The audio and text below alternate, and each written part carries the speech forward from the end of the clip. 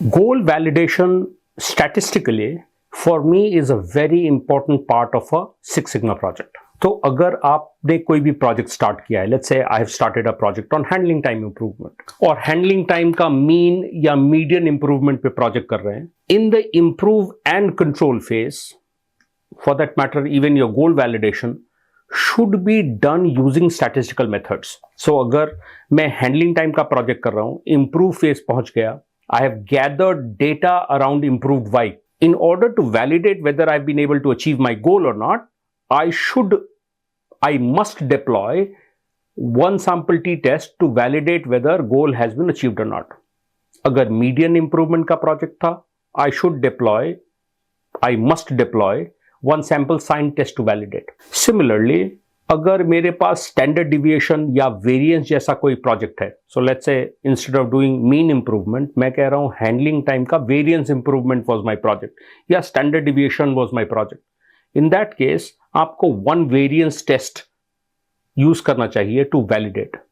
You should not allow a Six Sigma project that does not use statistical validation for goal achievement. And same test को copy paste कर दीजिए in the control phase also, because वहां भी हम goal sustain कर रहे हैं कि नहीं कर रहे हैं, ये एक important question है. So even for goal sustenance, you should deploy the same set of tests to be able to confirm whether the goal has been continuously being met or not. अगर आपके पास proportion या percentage जैसा project है, one proportion test use कीजिए.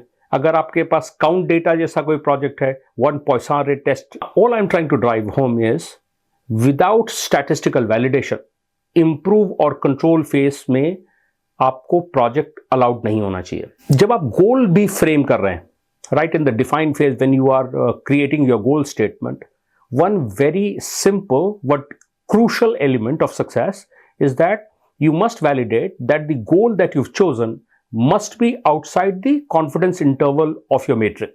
So let's say मैंने एक handling time का project start किया and I found that the as is confidence interval is from a 3.4 to a 4.